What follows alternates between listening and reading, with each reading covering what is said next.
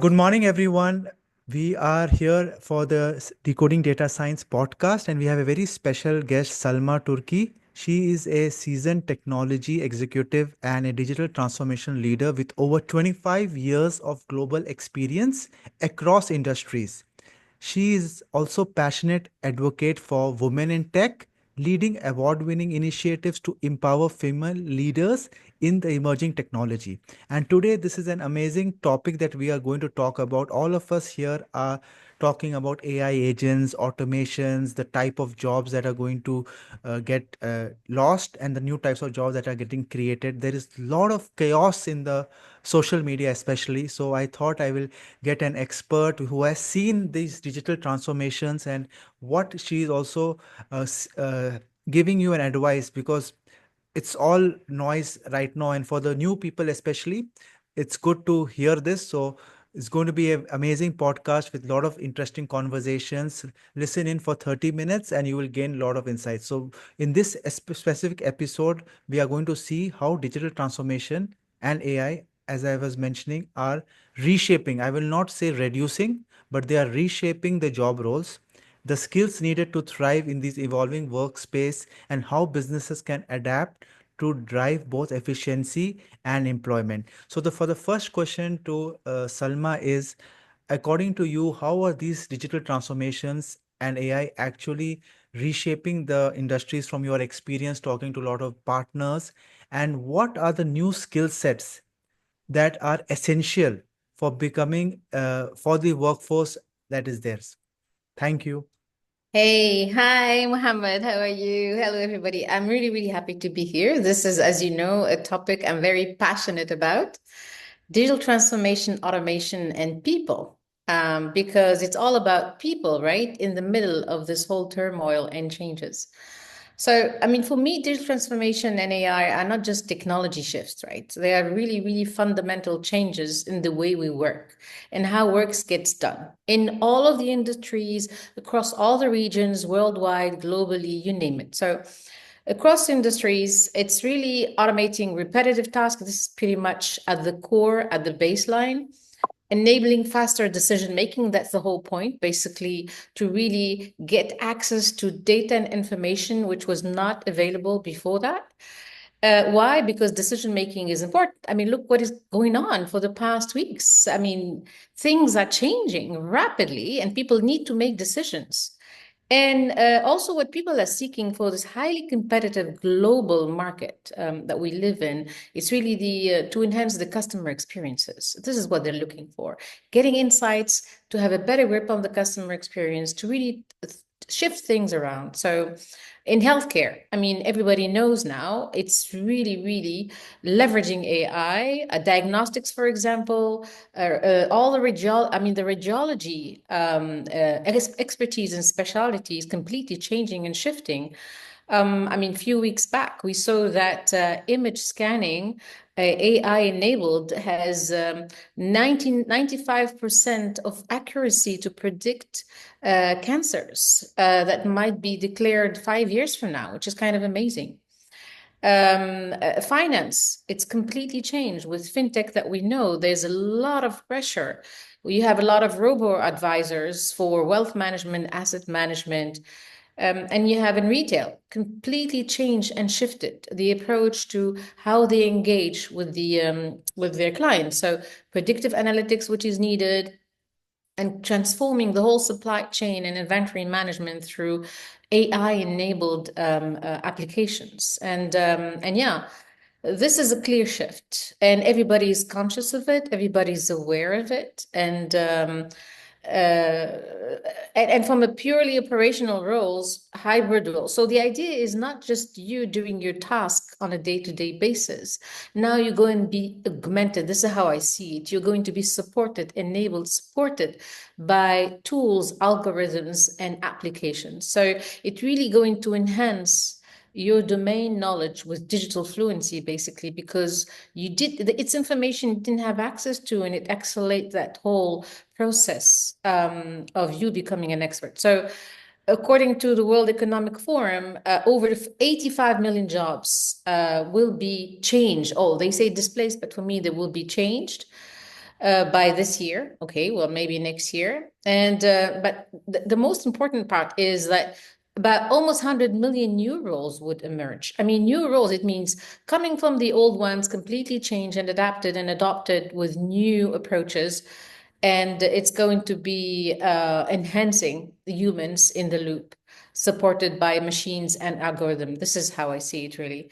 So for me, what do you need really to get ready? Okay, is data literacy. You need to have the ability to do the interpretation and use of data effectively. You have to. This is really key at the core.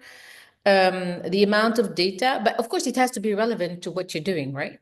And then AI literacy, you have to understand, you have to be able to understand what does it mean, artificial intelligence? You know, it's a bucket, right? It's a whole container AI, but within it, you have specific tool sets and capabilities and algorithms that are being developed. So what does it mean, machine learning? What does it mean, image recognition, voice recognition, emotion detection?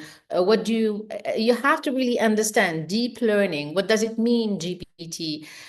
The idea is really to understand how and you have a lot of very comprehensive explanations out there, and this is by the way something that I do part of my enablement for women and youth. So it's really, you have to have a bare minimum understanding and how it works. Okay. And then the digital collaboration tools, you have to be on those platforms. You have to be able to engage, like everybody's using now more or less Microsoft Teams tools. I mean, like Slack, and also for the ones that can afford it, some companies are developing their own version of the chatbots that we know them. So the human skills, of course, and these are pretty much at the core, and this is our key competitive advantage in this world, which is creativity and adaptability. We're very resilient, critical thinking, because this is what differentiates us basically from the machine to a certain extent. And of course, our emotional intelligence, which really makes a difference. They are becoming more and more valuable, and this is really key and at the core.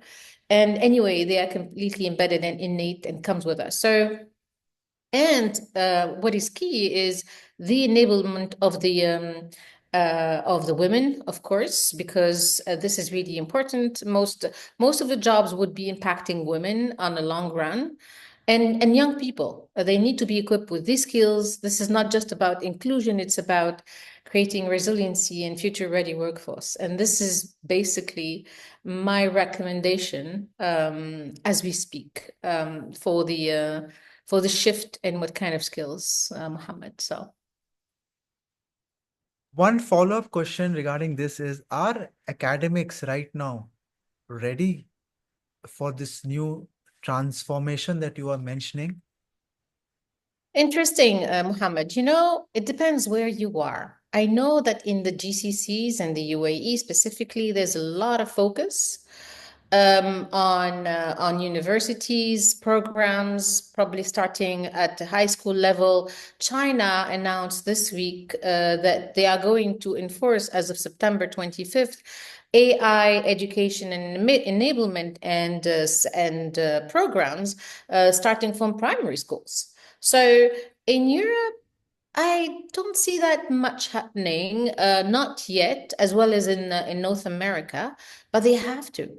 The idea is people shouldn't see AI as an enemy. I was discussing, I had a couple of calls a week ago with a prominent university, a business school actually, and about with the PhD students and talking about prompt engineering, etc.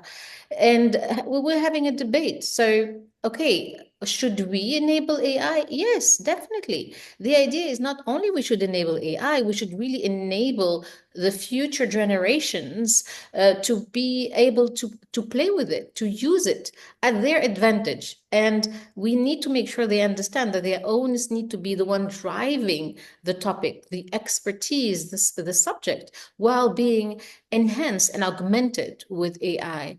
So there's disparities when it comes to catching up, although there's a big conscious around it in the GCC region. There's a lot of focus actually. Yeah, thanks. And this is something very, very amazing. And not only academics, right? There are a lot of other platforms that are doing these type of latest work, especially how to use it. Yeah. And as of now, we all know that it is still a lot of apps, a lot of products are in beta. They may be making mistakes, but in the future, they are rectifying it, and it is going to be as we are using Google and calculator. That is the level that we are planning to reach, and then things will become better, hopefully. Yeah, and OpenAI, I don't know if you're aware, last Yeah. week they launched their OpenAI Academy. I really went there. It's just amazing. The amount of information and education that you have access to, which is free. You have Google, you have Meta, you have IBM, you have Amazon now. Everybody's into this area and trying to enable people. Why would they enable them, by the way?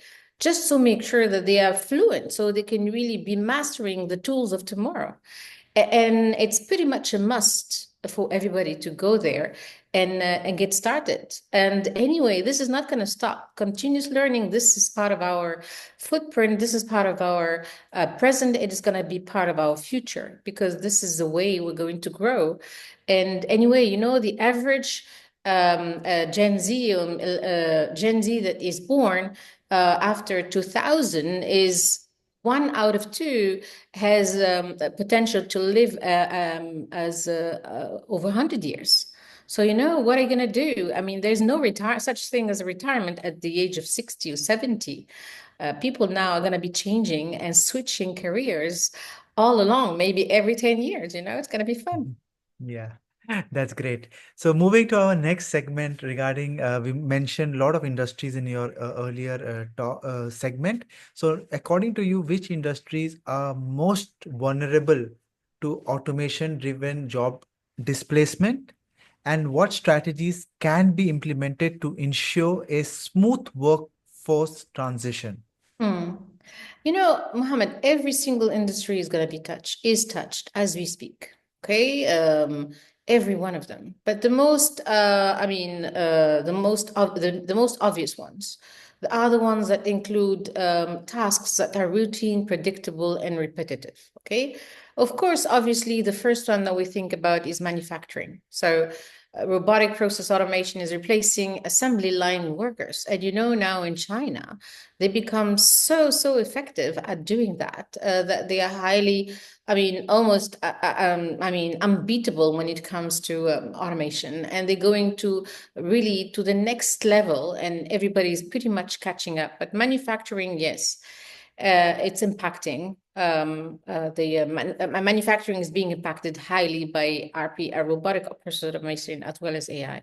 Transportation, which is kind of interesting, self-driving technology. A lot of companies, a lot of automotive companies are really pushing. Even in the truck driving business, by the way, and delivery services. Retail, of course, it completely changed for the past years. I don't know if you've been around.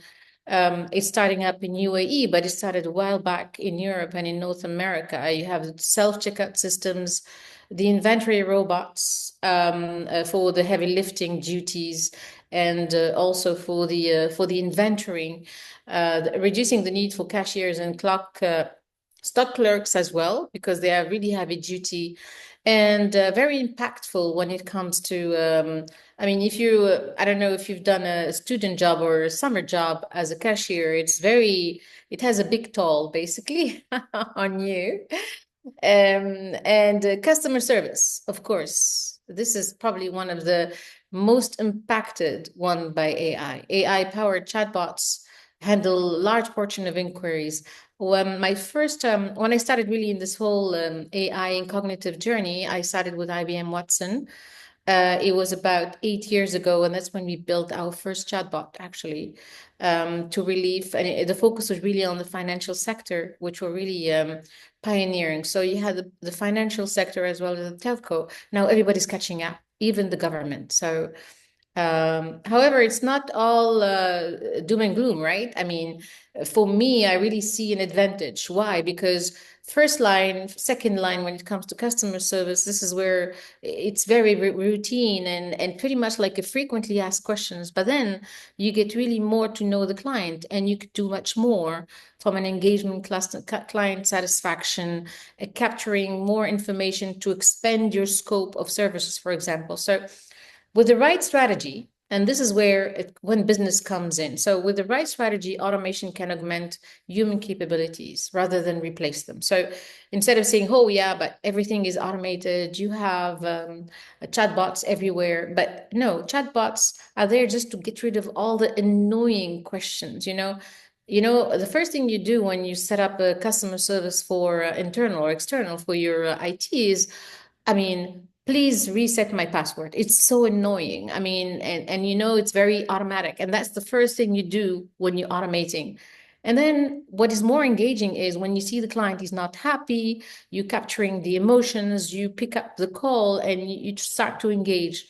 Or you know that the client has a certain profile, you'll be able to recommend so and so portfolio of services if you're into wealth management, for example. So there's so many things, and that's when you can leverage the capabilities of us human instead of just the machine. So um, but what I think is we should do, it's really invest in reskilling and upskilling. So every single digital transformation project should really have a seriously well thought through change and communication pillar. So the government and companies, they need to prioritize lifelong learning. This is key. So whenever you're part of a company or an organization, you have to really provide those capabilities because people shift as you grow and you go and you mature. There are new requirements, new needs. So a lot of companies pledge to enable and educate people. A lot of big companies, the corporate worlds are very big into that. You have Amazon, IBM, Microsoft, Google, and now you have the independent ones providing access to education like Coursera, for example, or others. You have Udemy, you name it. So you have a lot of them. And even universities now are completely open for that. So and also, what you need to do is when you're doing through digital transformation, you have to provide the capability, so the mobility, so cross functions, moving from one business line to the other. So really say, hey, listen, I mean, you're not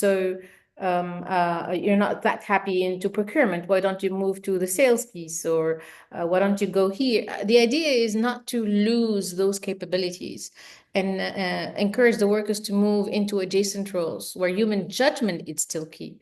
Um, for example, a factory worker in the manufacturing, you can tell them, hey, why don't you get a train on robotics and how to maintain? Because I mean, the machines, they need to be maintained, right? At one point in time, could be fun. So inclusive digital programs, they have to be tailored for when I do a lot of these digital transformation projects, most of the people involved are men. It's a male dominated area anyway when it comes to emerging technology, embedding new technologies such as AI based components, RPA, as well as blockchain, for example, or just data or BI. The idea is really to make sure that you have more representation and create boot camps, mentorship. Uh, you need to provide access to platforms. And when it comes to digital transformation, it's not always just top down. It should be also coming from the bottom up. So you need to make sure that people are involved into the whole transformation, make it more transparent when it comes to transforming an organization, so people can really get involved. And you'll be surprised, actually. So and create a safe space for to experiment. So provide access to minimum viable products and see how people experiment. Sandboxes. You also create innovation hubs.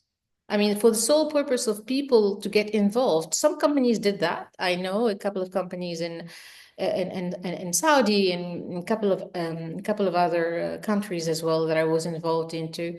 The idea is really to have those innovation hubs, not just for projects, but also for to really steer the pot and make sure that the employees get the build the confidence and get to experiment with new tools and the way you do new businesses. So yeah, it's a tricky piece, but when it's well done, and well taken care of, especially the people into the process, and the mystifying of these new technology and how they're going to really be embedded and how they're going to augment the people. Usually, it's a success story. Yes, now when you were mentioning about these industries, I saw a video about dark factories that are there that are getting and Yes, specifically in this list. It's going to happen, right? All the heavy it's lifting, happening. it's It already is. happening and it's going to expand more. And we are at the right time where there is a lot of tariff wars that is happening. So a lot of countries are looking Oh my into God, no. Yeah. build these We don't want to technologies. get there. Yeah, yeah. So I it's was reading an article today. yeah. I mean, the other countries to catch up with China, it's going to take years. I mean, you need to, to get the location, the lot, build it from the grounds up, bring the right skills. I was looking at the CEO of Apple said, listen, it's not about, it's not about China being cheap labor. It's not cheap labor anymore. It's just they have the skills. I mean, they have the skills and the capabilities basically, and for us to catch up, it will take years on end, basically to do that. And the power and the capabilities and the brain power is not just putting, to build robots and robotic manufacturings, basically, it takes a lot of time and skill set. So, yeah, it's going to be a skills war, basically, a war of skills. Yes, and also, while all these things are happening, and what this is one of my personal opinion, and I would like to hear your feedback as well, that the people who are good, right, who are average, who were making a little money, who had the computer access, who were doing things, they have a very good opportunity to get better and get more, you can say, wiser and get more money. And the people who were poor, right, people who did not have good type of jobs and who were at the lower bracket, they are, because of this wave, they are going to get a little bit hit, and there's going to be more economic, you can say, differences that is going to happen. And you might also know that there's a saying in these times, in these, that the rich are getting richer and the poor are getting poorer, and AI is going to amplify that, right?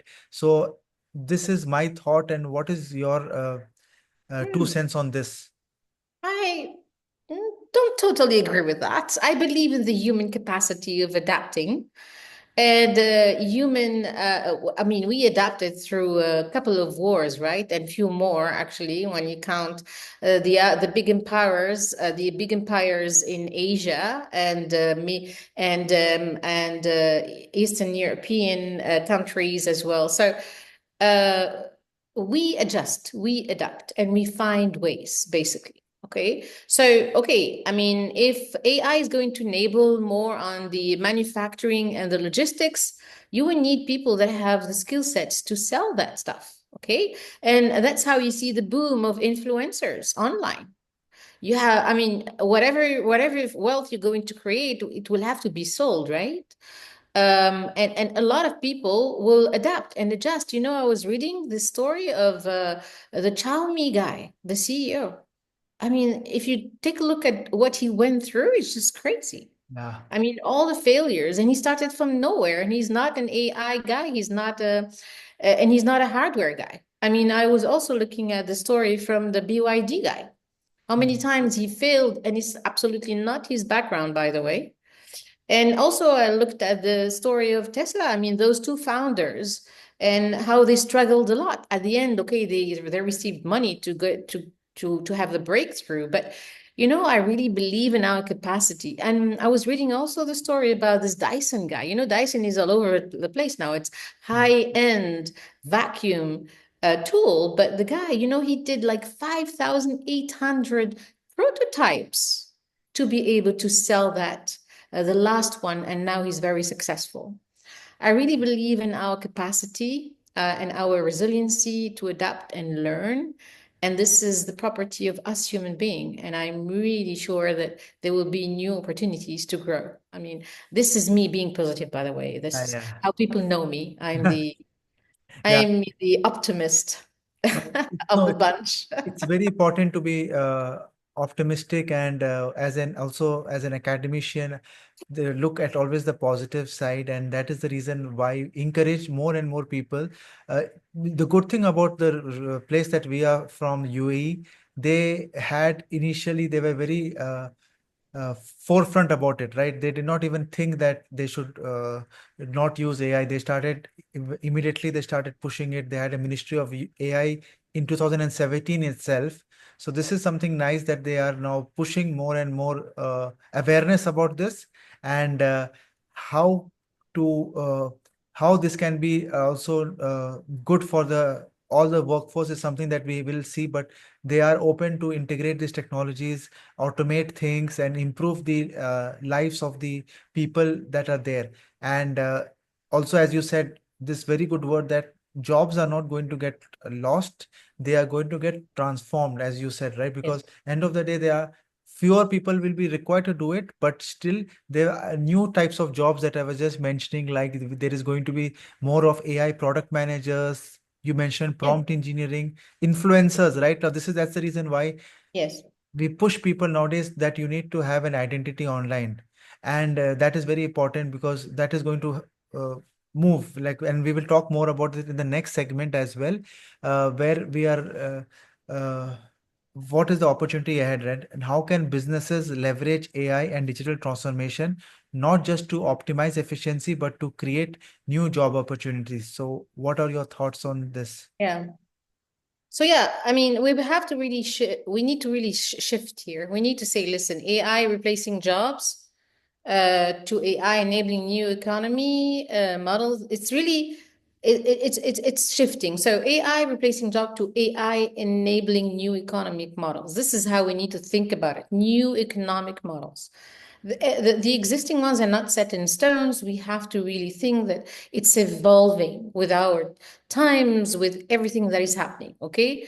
Look what happened for the past weeks. I mean, people, I mean, the stock were going crazy. Do you think that there wasn't someone there thinking about, hey, how can we really handle this thing? How, I mean, I'm sure there's someone thinking about an app which will completely think through the whole stock exchange, share buying and selling, and how to really bring that stability and those credentials and how to secure. As someone is thinking, usually it comes from when you're stuck and you're in trouble. That's when you become really very, very creative.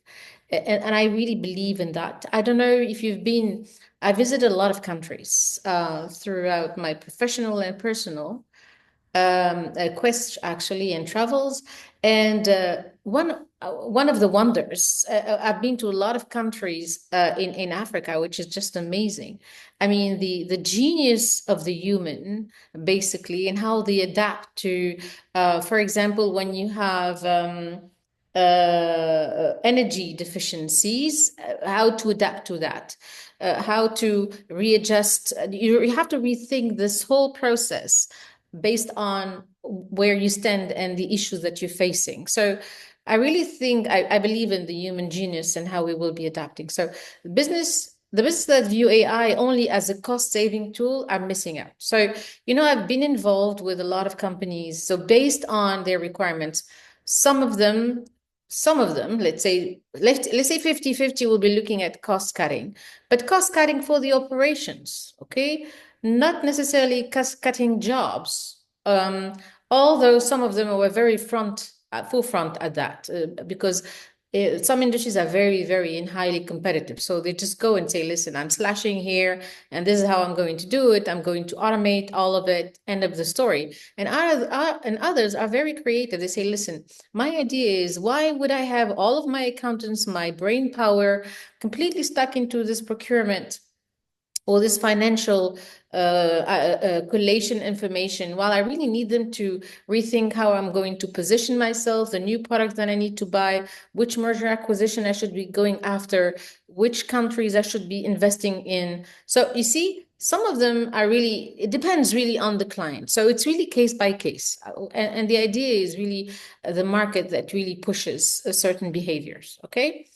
So they're missing out on its real potential. The potential is really innovation and value creation. So that's why I said it would be nice to have those innovation hubs and having people experimenting, sharing, and discussing. So innovation and value creation is really key, and you'll be surprised. I had to really sit down with a lot of people covering different processes and businesses, and they have ideas, and the idea is to bring them over to the top and see how they can be executed upon.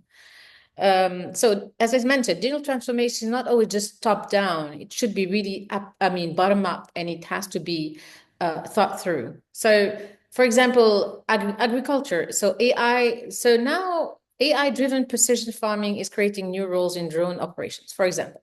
And you've seen that, and I don't know if you've seen that in areas of India now. There's a lot of, I mean, drone operated, basically precision farming when it comes to semi to irrigations, etc. So sustainable crop planning, agri data analysis. So and you know what? These ladies that didn't know anything about drone or AI, you just have to show them and how it works and the impact that will have. That this is hardship type of work, instead of going all over the place, they just have to stand somewhere and just, drive a drone, which is just amazing. I mean, look at that impact. Logistics platforms like Flexport using AI to optimize supply chains, for example, creating new job in AI logistics, analysis, digital freight. There's big focus on freight, okay?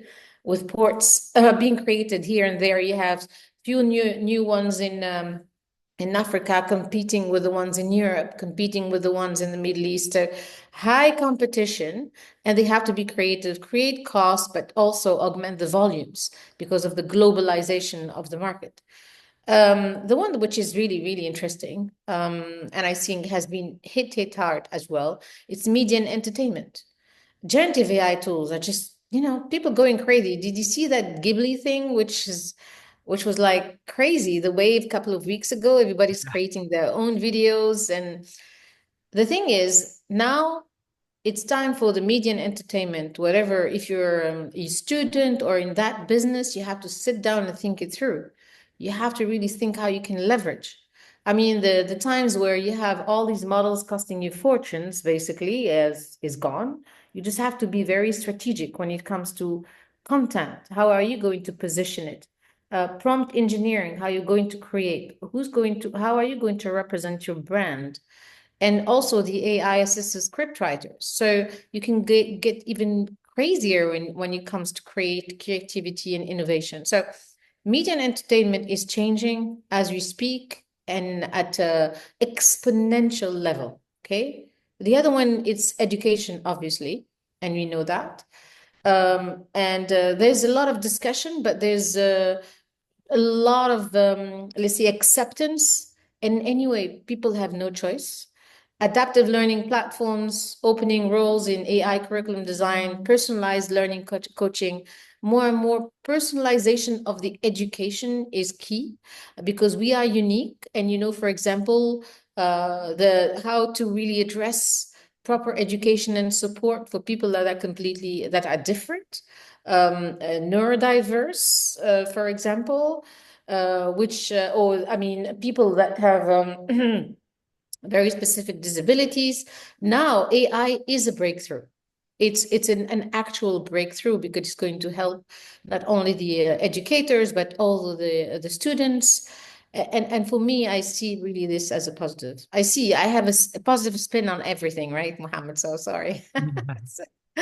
So, so businesses should focus on creating the ecosystem of innovation. This is how I see it. Collaborations, startups. I mean, as I told you, there are a lot of startups grow.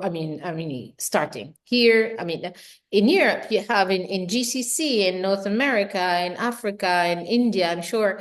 I mean, in Asia, it's amazing. I mean, the amount of startups, freelancing, academia. I mean, startups, academia, and government. So government really need to be at the central stage here.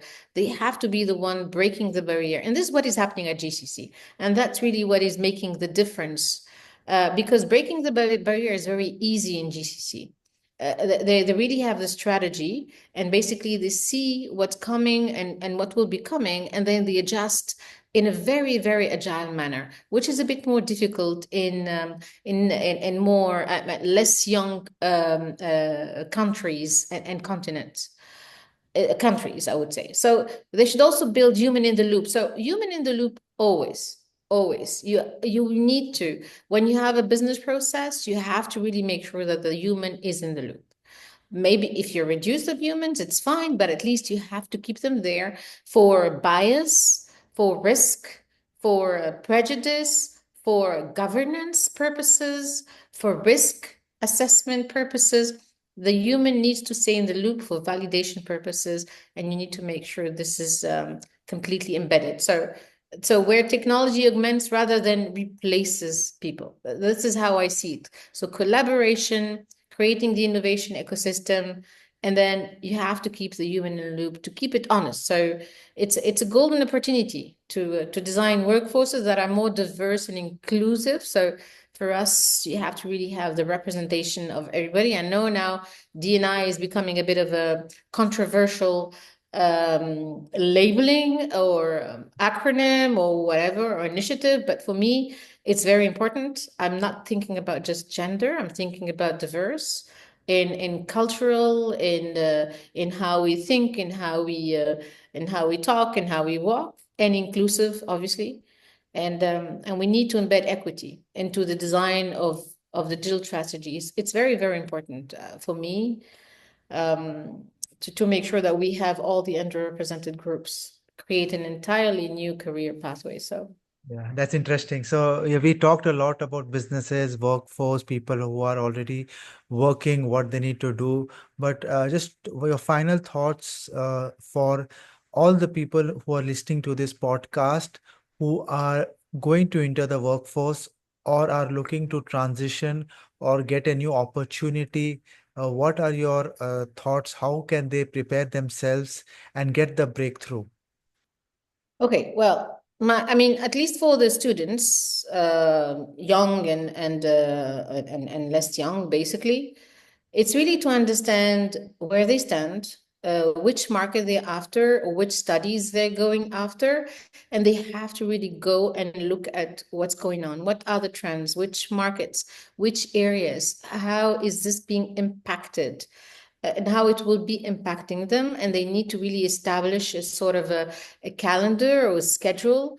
Either they do it on their own, or they see if their university is facilitating that for them, or the high school is facilitating that for them, or they just really look at, okay, so basically you're a law student. I'm just taking a random example. And if you're a law student and you're studying basically, and you look at the curriculum and you see that there's nothing which is introducing AI or AI-based tools or any form of intelligent automation or any new law of or ethics of AI, for example, you have to question, you have to really revisit, and you have to augment your curriculum. You have to go on your own and look for education that will reinforce and enable you. If you didn't have that in your curriculum, you can go and really look and have a little bit of an experience, summer job or just a weekend job in a startup, for example, or a business that is already involved with law and leveraging new technologies. If you're studying radiology, I really, really, really encourage you to look at what's going on. This is completely changing the way you're going to be working and practicing your medicine. If you are a media and entertainment and content or marketing, you have to revisit. I mean, your curriculum or what's being offered and how you can really complement and see what's going on out there. And the same for in the business. If you are in that business, in that area, in that industry, you have to really rethink it through. You have to see what's going on. Maybe your company is already telling you or not telling you, but you have to take your own you have to take your future in your hands. Don't say I'll rely and my company did not provide me with that. Your future is in your hands and you have to take it yourself. And if you're willing, of course, to and you know what? It's not a big deal if you switch. If you are a lawyer and you become a media and entertainer, a content manager, if you are I don't know, if you are in accounting and you shift, you can shift. It's not a problem. If there's a will and you want to really change, you can, because you have all the possibilities, all the tools. And you should reach out to people that are already in that position. You go to LinkedIn or otherwise. And people are always open. I mean, when people reach out to me, I'm always open to really engage and discuss what's going on and how can you really move to the next level, what can be done. I think everything is there. It's just the willingness for people. And it's not the end of the world if you change, if you adapt. And not always, obviously. And the idea is also to question what you're doing and do a little bit of brainstorming with your on your own or with your friends actually, and see what's available. Or if you're already in an organization, say, hey, I would like to really get involved in this project because I know this is going to be impacting us. Digital transformation. If you hear digital transformation, just raise your hand, and you'll be surprised. Yes. Thanks a lot, Salma, for all your insights in this very important topic. I will be sharing all your contact details for people who want to reach out to you as well and My your LinkedIn pleasure. profile. Thanks again and looking forward to talk to you soon. Thank you. Thank you, Mohammed. Bye. Thank you. Cheers. I'm